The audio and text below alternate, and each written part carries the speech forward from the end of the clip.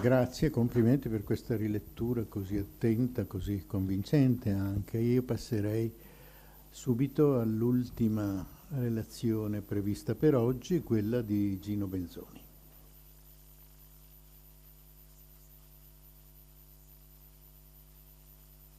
E da un lato mi sento onorato alla vista di Pin in seconda fila, dall'altro anche imbarazzato, al punto tale che se dovessi immaginare un paragone, sarebbe come se Salvini, l'attuale ex ministro, ma l'ex ho paura che sparirà, l'attuale ex ministro pretendesse di inaugurare al Congresso Mondiale dei Dantisti con una sua prolusione su Dante. Ecco, detto questo, perché sterminata è la conoscenza di Pin, e detto questo, peraltro posso dire a mio favore qualcosa, nel senso che come Kafka in una lettera a Milena dice, e a mio avviso ha, se non sempre, abbastanza ragione, cosa dice a Milena? Chi cerca non trova, pensate all'affluire agli archivi, chi non cerca viene trovato, può valere per tante cose. Io personalmente non ho mai cercato Sarpi, ma quando sono venuto a stare a Venezia, mio malgrado da Sarpi sono stato trovato, nel senso che da un lato volevo laurearmi così in una materia letteraria e siccome non frequentavo quello con cui volevo laurearmi, quando sono andato mi hanno detto che era da 2 anni in pensione. Passava il prof Federico Seneca e il bidello Attilio mi ha detto che ho fatto esame con Seneca. Sì, ho detto, gli domanda la tesi a Seneca. E così ho fatto la tesi in storia. Da Seneca vado e gli propongo, leggevo Gramsci, ero di una fantasia immane, e cosa gli propongo? I moderati e i democratici nel Risorgimento e giustamente Seneca mi dice faccia qualcos'altro. E il qualcos'altro è diventato così i prodromi dell'interdetto facciamo. Vale a dire, con i prodromi dell'interdetto uno già incontra Sarpi, perché prima dell'interdetto che c'è il nunzio che lamenta che Sarpi ha in mano l'intera città, come dire, possiede il pensiero e gli orientamenti della classe politica.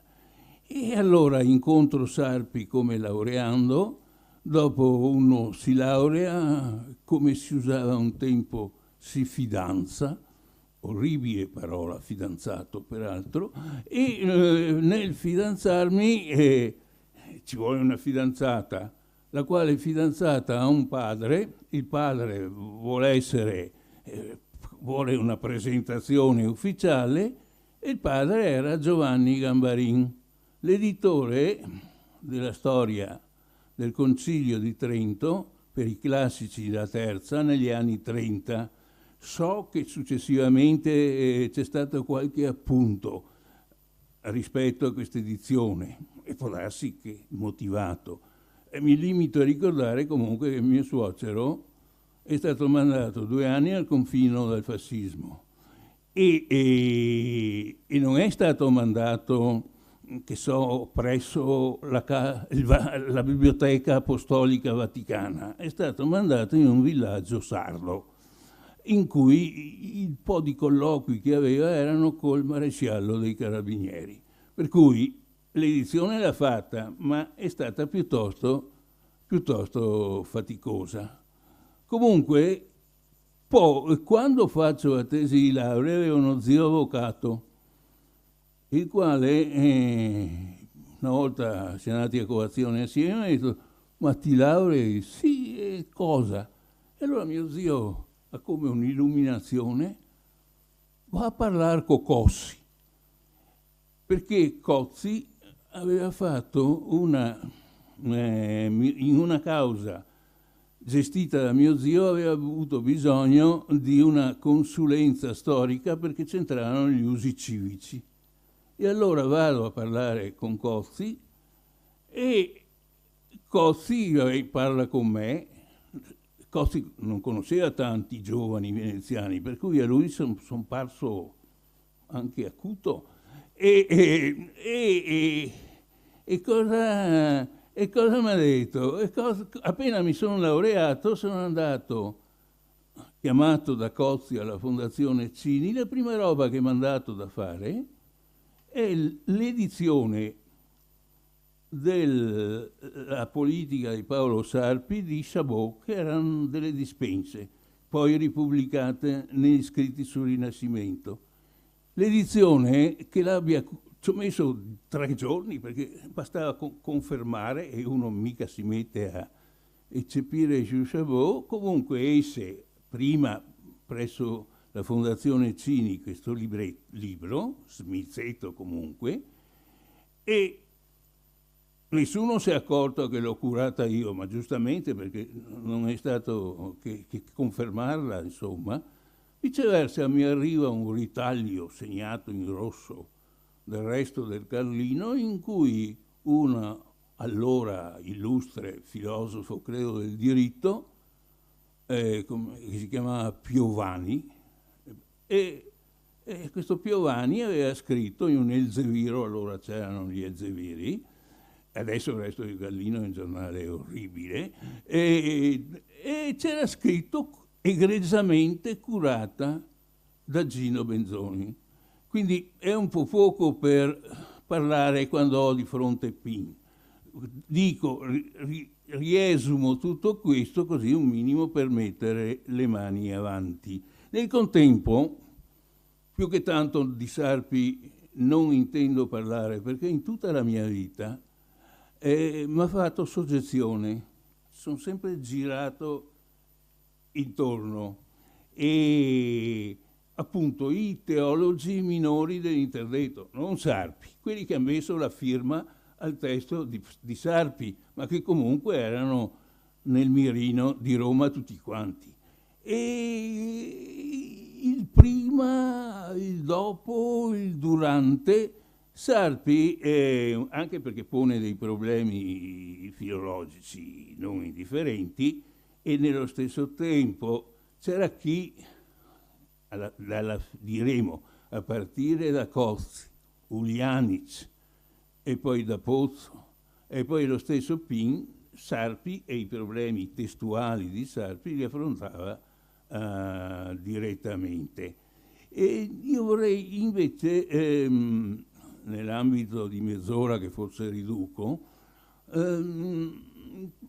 tracciare una sorta di parabola, vale a dire partirei un po' lontano nel tempo, molto prima di Sarpi, dalla Quarta Crociata, da una Venezia che diventa una potenza talassocratica e la quale è scomunicata dal pontefice per, diremo, il dirottamento alla volta di Costantinopoli, laddove doveva essere conquistata Gerusalemme. Ma Venezia, che vince, è resa dalla vittoria anche particolarmente assertiva e sino allo sprezzo delle obiezioni.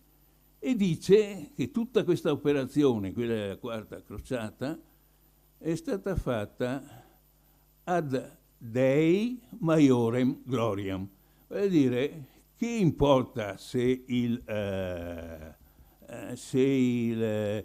Papa scomunica, è sempre per l'amore di Dio, e nello stesso tempo c'è un'autoconvinzione ferma che Venezia traccia una storia, incede nella storia, è vincente lungo la storia, Deo favente, e nello stesso tempo non è che il suo santo protettore sia da poco, non è San Bellino, San Giustino e via discorrendo, è l'Evangelista Marco.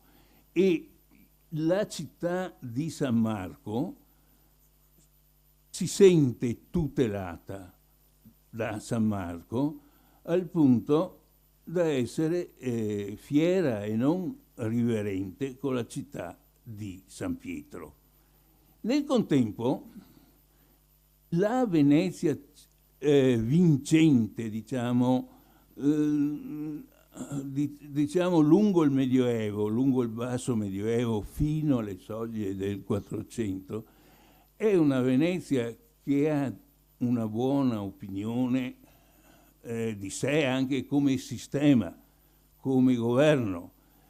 E questo, ma la buona opinione di sé è, come dire, decorante rispetto alla sostanza dell'essere vincente. E è come un riconoscimento. Arriva Petrarca mi pare arrivi quando è stata domata la rivolta di Creta, e Petrarca cosa dice? Che Venezia è una città salsis cincta fluctibus, sed salsioribus tuta consiliis. Vale a dire, il mare che la circonda diventa un fattore protettivo.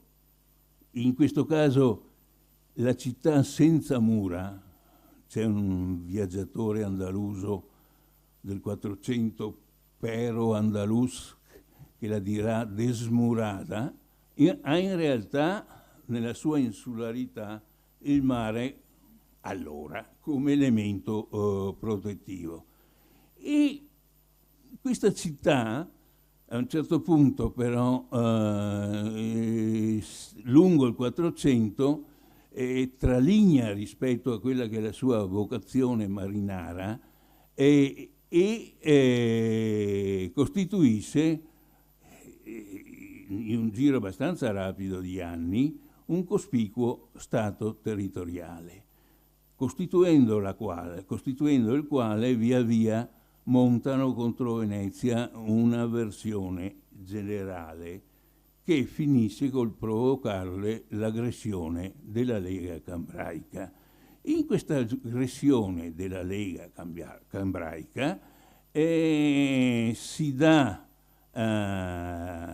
il collasso dello Stato veneto dopo la battaglia del maggio 1509 di Agnadello.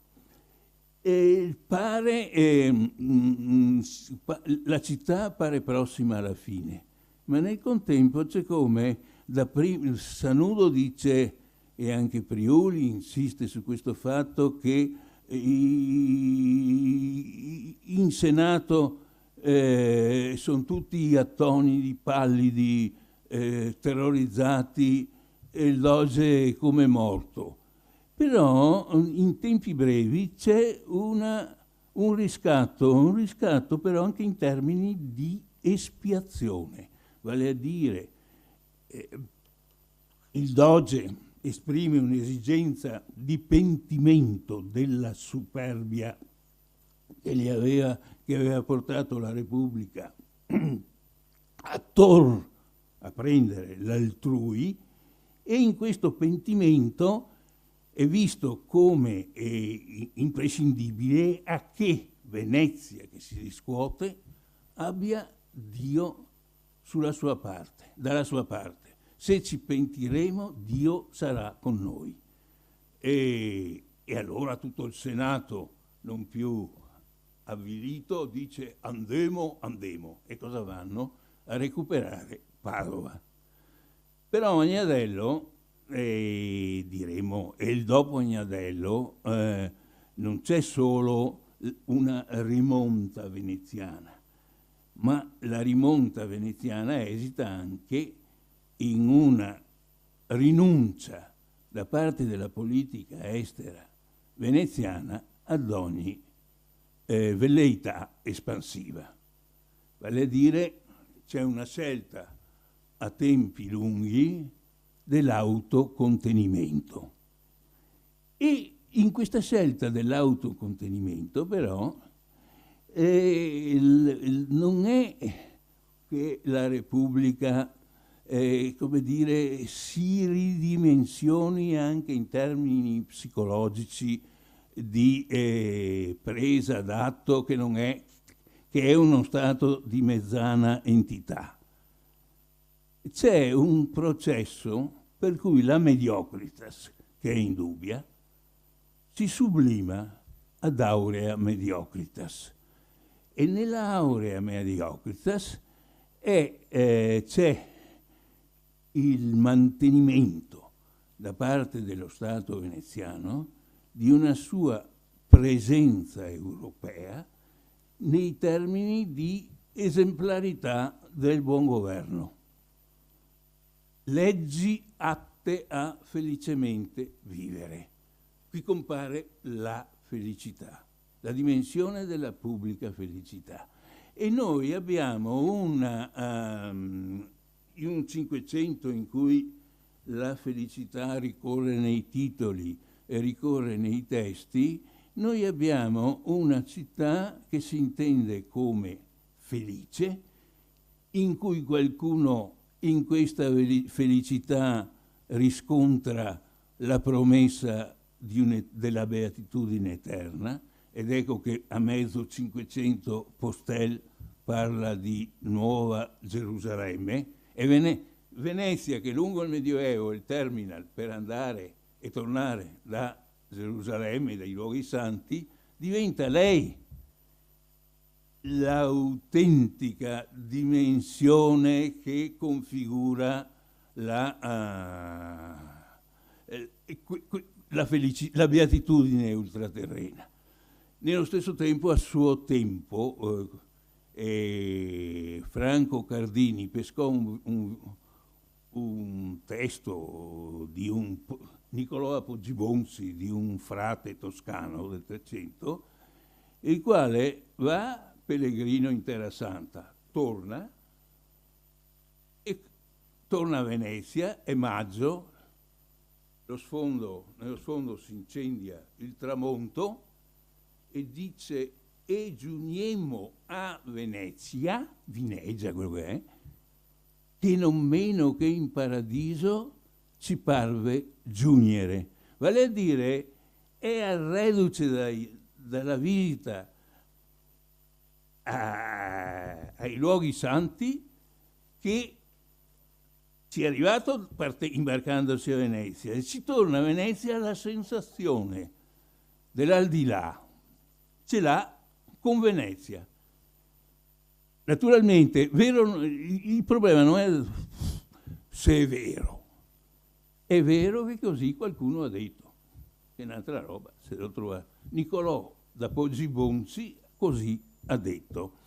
Allora, noi lungo il 500, Venezia, che vuol restare in primo piano, s'automitizza, e non senza l'apporto delle mitizzazioni altrui, a città del buon governo. E arriviamo alla definizione di Paolo Paruta, l'ideologo principe del patriziato marciano, il quale definisce Venezia vera immagine di perfetta repubblica. Altro nesso mentale e anche lessicale che c'è è quello tra felicità e perfezione. La perfezione veneziana è, come dire, non è a ognuno secondo i suoi bisogni, non ha vibrazioni da anabattismo a suo modo comunista.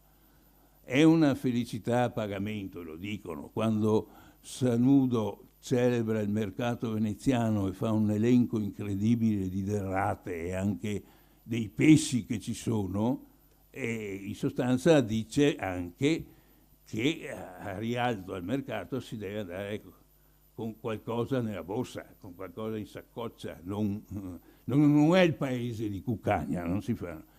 Nello stesso tempo Jacopo Sansovino, non Jacopo, Francesco Sansovino, il figlio di Jacopo, l'architetto della Renovatio Urbis, dice chiaro che a Venezia si vive beatamente e anche lui si sente in dovere di precisare, purché in grado di permettersi il soggiorno veneziano nei suoi termini più appaganti. D'altronde dobbiamo pensare che Venezia nel Cinquecento è una grande città.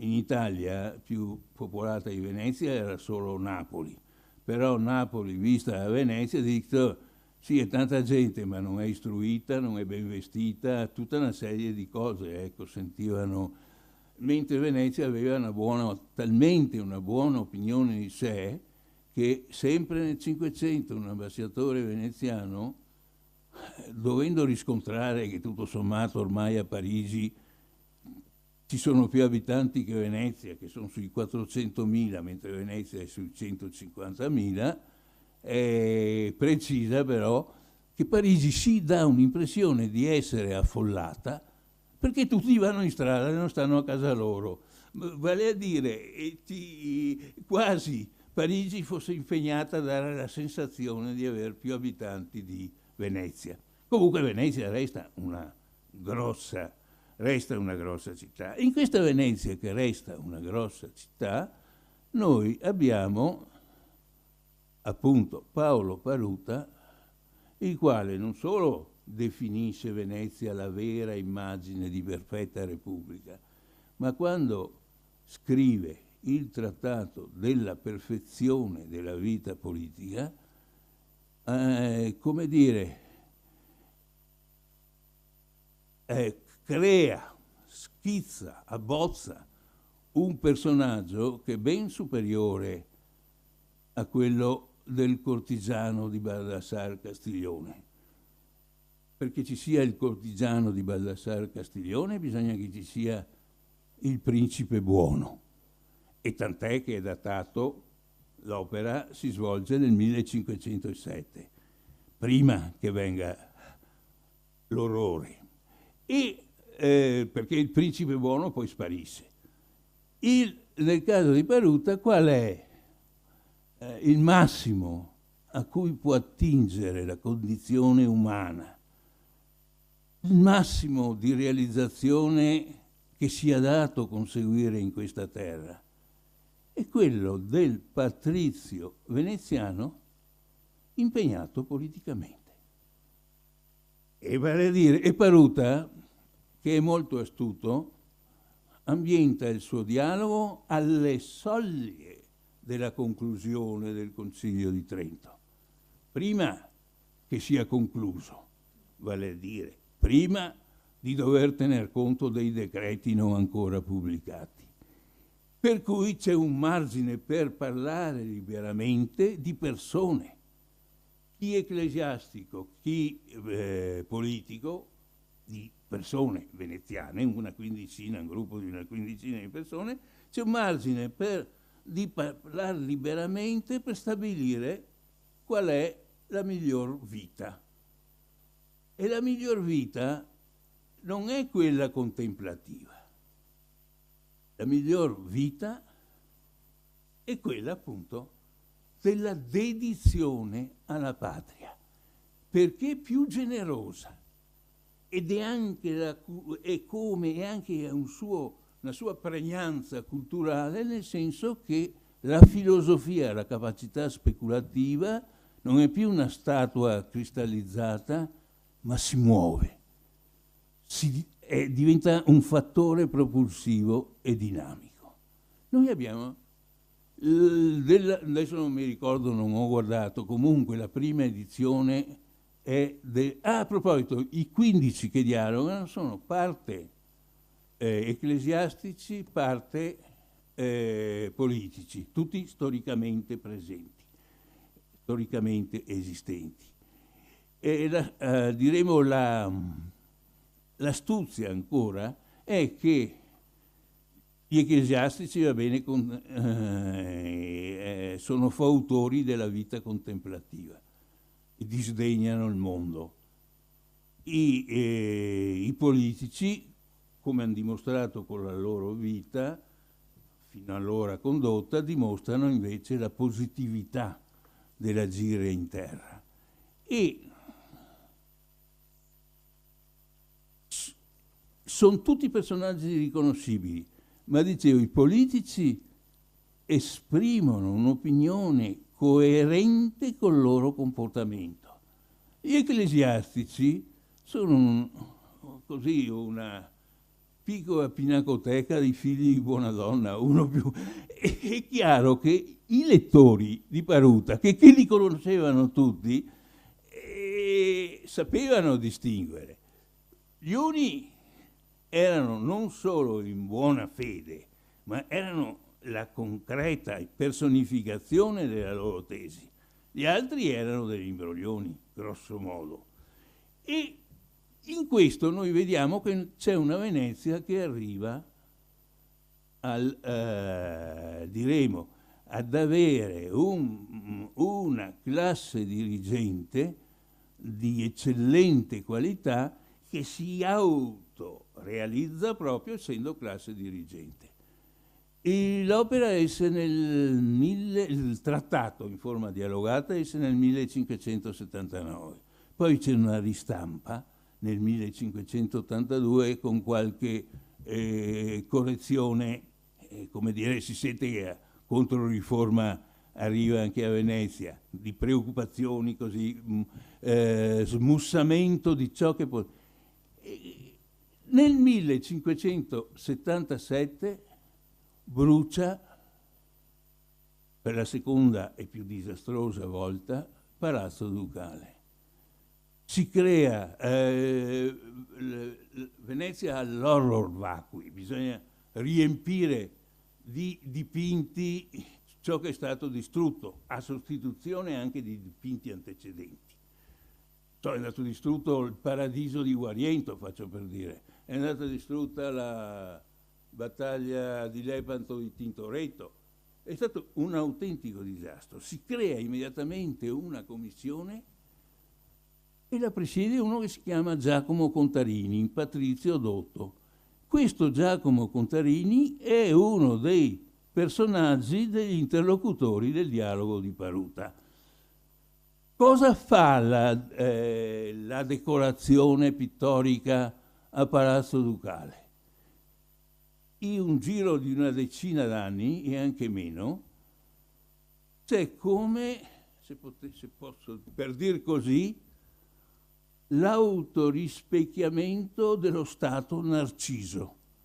Cioè Venezia, nella sua idea di essere il buon governo, e nel buon governo c'è la felicità dei sudditi, si riconosce soprattutto laddove è rappresentata allegoricamente dagli interventi di Giorgione, di Palma il Giovane, di Veronese, di Tintoretto, rappresenta il giusto, rappresenta il buono, e poi come c'è la Pax Romana, Venezia si è sempre confortata con Roma, altera Roma, c'è anche detta, c'è la Pax veneziana, o meglio la Pax veronesiana, dipinta da Veronese.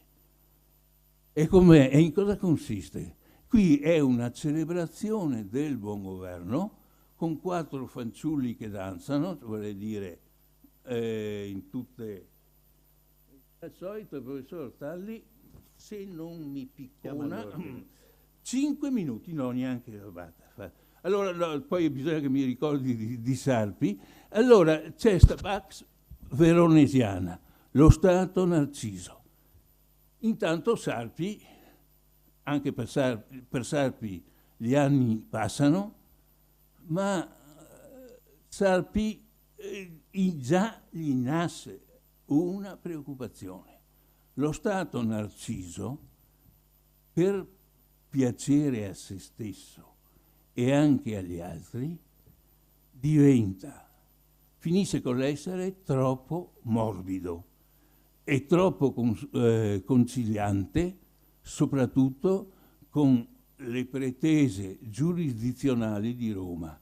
Vale a dire, se io mi sto sempre allo specchio, magari non mi accorgo che magari uno mi ruba il portafoglio. In sostanza, cosa sta facendo Roma?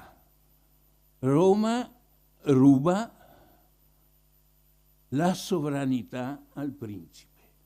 Per Sarpi sovranità la si ha quando si comanda pienamente in casa propria.